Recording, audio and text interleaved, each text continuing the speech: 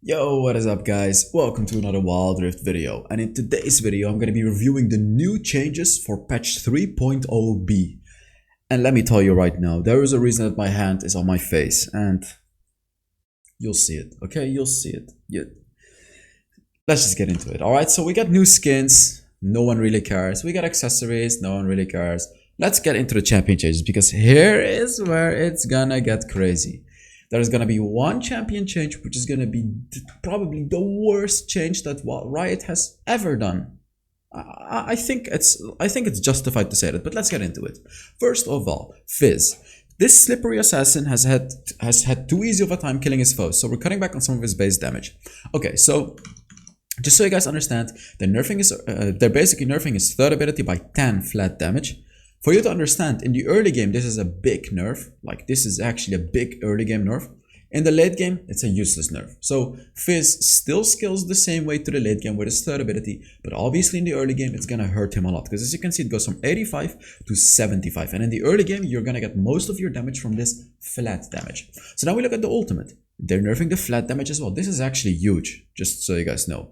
Again, late game Fizz is still gonna be pretty much the same, but this hurts. 350 to 300. It is the maximum base damage though, so like only when you reach the biggest shark is the nerf is gonna be like this, but this is quite significant. Like 50 damage in the early game is big, just so you guys know. It's really big. Really takes away his early game burst potential. So Fizz is now more of a late game champion. He cannot destroy enemies as much in the early game anymore.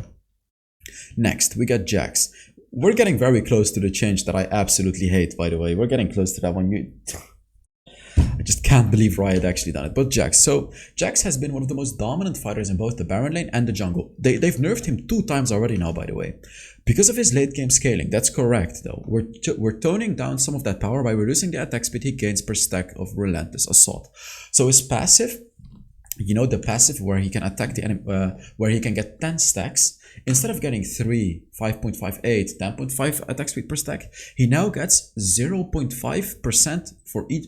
Actually, no, it's 0.5, then 1, then 1.5, and 2% per stack less. Oh my god. Huge late game nerf yet again. He's gonna have much less attack speed in the late game now because of this nerf. Like, this is big. Yet again, this is a big nerf. I feel like he's still gonna be good enough, but again, in the late game, he's just not gonna be like a broken powerhouse anymore. Sure, he's still gonna be insanely strong in the late game, but this is gonna hold him back quite a bit in the late game. Next up, we have Lulu, and they must have nerfed Lulu, right? There's no way they buffed Lulu. So our favorite Whimsical Yordle has consistently been a top pick for supports in high level play. Of course, because it's Lulu. Lulu is broken. So we're reducing her ability to buff her allies and how often she can turn her enemies into cute little squirrels. The cooldown of her second ability, which is you guys know what the second ability is, right? It turns the enemies into a rabbit, or it gives bonus movement speed and attack speed to your allies. They're giving it a flat nerf of 1 second. Let me tell you, this matters a lot in the late game. Sure, it matters in the early game, but it especially matters in the late game, because in the late game, you're going to have a lot of ability haste, and the cooldown is going to be a second longer. So it's just going to be longer, and yeah, this matters a lot. This is actually quite a substantial nerf to Lulu. You just cannot abuse the second ability as much anymore. They're also nerfing the flat shield value of the third ability. This is not a nerf. This really doesn't matter anything.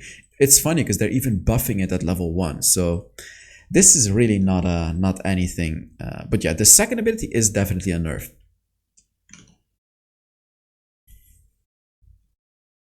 This is not gonna be okay, okay? I know the meme that has been made out of me, but I can already tell you guys right now that this is not gonna be okay. Yuumi. Okay. Since her release, this cuddly cat has been having a rough time finding her place in the Dragon Lane. Obviously, right? I told you guys Yuumi is one of those types of champions that gets released as being very weak. Because like if they release Yuumi too strong, it's going to be super toxic. So what happened? We held off on buffs initially because we wanted to give players time to adjust to her unique playstyle. Sure, but it's clear now that even the most dedicated Yuumi players are struggling. No way. We're giving her more reasons to take her claws out and play around her prowling projectile rather than only focusing on giving allies her zoomies. Okay, she is getting a massive buff. Now let's take a look at what those buffs are. First of all, her base mana regeneration goes up from 0.9 to 1.3. much more mana. So you're not gonna have as many mana problems anymore. Obviously, you're still gonna have mana problems. This doesn't resolve all the issues, but this is gonna make her much easier to play. Secondly, this is a huge buff. Oh my god. Her passive cooldown is so much lower now. In the early game, it's lower by 2 seconds, so it makes her significantly more powerful in the early game. Like, you know, the passive where you can attack an enemy, refund your mana, and get the shield, and you can transfer the shield to your ally. In the early game, from 12 seconds to 10 seconds. Oh my god. And then 8.57, and then 5.5. But this early game, it basically makes her good in the early game already. Yuumi is already insanely powerful in the late game, but it's just about getting to that late game. And this is already enough of a buff. This is already enough of a buff. But Riot didn't find it enough. They're also buffing her first ability. The mana cost gets reduced from 90 to 70. Yet again, she can use more abilities now. Current percentage health HP. When it's empowered, you know, when she's attached to an ally, it deals bonus damage equal to the percentage of the enemy's HP. Of the enemy's current HP. Only when it travels for like 1.5 seconds or 1 second. They're buffing that in the late game. Damn, that buff is gonna hurt in the late game as well. From 8% in the late game to 10%, so she's gonna be dealing significantly more damage, especially to the enemy tanks. They're also buffing the base damage. So it's gonna hurt in the early game much more as well. So late, it's just getting buffed. It's all out getting buffed. This is also getting buffed. I don't exactly know what this means, but I believe it means like when you're attached to an attack damage champion, instead of you getting 67% of the bonus that your ally gets, you now get 2, or you get 100% of the bonus. Just basically, this makes her second ability much stronger. I don't exactly know what it means because the way that Riot has phrased this is really not clear, but it looks like a big buff from 1.67 to 2. It's a huge buff, obviously, to whatever it gives. And to top it off with the cherry on the pie, they're buffing her ultimate's flat damage by 20. Yet again, especially gonna make it hurt more in the early game. So she's gonna have a much easier time scaling into that late game. And then she even scales harder as well because of this percentage buff and the cooldown buff and everything else. Yuumi is gonna be broken. And even though my tweet didn't get 400 likes, it got like 350 likes. I think this would be the moment to make the nose video with Yuumi. Pretty sure this would be the moment. Me playing Yuumi with my nose. I'm playing a hypercarry champion with my phone. I'm super busy, that's why I haven't done it yet, but I'll do it. Oh, by the way, about the skin giveaway, I'll pick the winners in a few days. Don't worry, like, I'll just do it in a day or two, because I don't want to do it right now. I'm a bit too tired. Let me see. So there's going to be gameplay changes as well. There's going to be item changes and rune changes. First of all, which I really like, Maw of Marmortius. This item has so much potential. I love the item, I love the design, but it's weak. So what they're essentially doing is making it from 3,000 gold to 2,800 gold. This is gonna be good. And I feel like this is the thing that Maw of Marmortius needed to make it balanced. Because now it's a cheap item. It's a cheap item. Like, it's already a pretty decent item, just not that good. But this buff, by making it cheaper, is gonna make it much better. So I'm excited for this item and to see what the hell is gonna happen.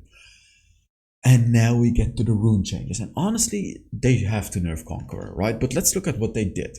Domination rune, Electrocute. So just a quick little backstory on Electrocute. Right now in Wild Rift, people are building, and me too, are building Conqueror on champions like Zed and Kha'Zix. Zed and Kha'Zix are both heavy burst champions and are definitely not supposed to go for Conqueror. But the fact of the matter is, Electrocute is so incredibly weak that you're just much better off going for Conqueror. So let's take a look at what they changed about Electrocute. First of all, base damage from 30 to 185 to 35 to 189. So a 5 flat damage buff. So much stronger in the early game. Much, like really much stronger. Because this is essentially like nearly a 15%, it's more, it's actually like nearly 20% buff in the early game. This is going to be really good. No, it's 15%, sorry. This is going to be a really huge buff in the early game, and it's going to make it do much more damage. And then to top it off, they're making the cooldown of Electrocute from 25 seconds to 20 seconds.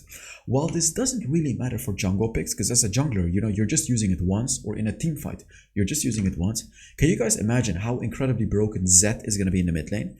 Every 20 seconds, you can do a quick little combo on the enemy, doing the damage of the Electrocute. and the electrocute deals much more damage in the early game. This change makes sense, and this change is gonna make it a go-to rune on Zed and Ahri. Like, this is gonna make those champions indirectly much stronger, because you can trade every 20 seconds now instead of every 25 seconds. Next up, Triumph. Triumph is a rune that can allow champions who do high damage kill multiple enemies in a teamfight and stay healthy while doing it. However, it's lately been struggling to find... What? Triumph has been struggling? Guys, Triumph is my most used rune. We're increasing the damage it provides when attacking lower health champions. No way they're doing this. Bonus damage to enemies below 35% health from 3 to 5%. What? What?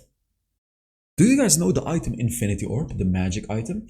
Infinity Orb gives you 20% bonus magic damage on enemies below 35% health.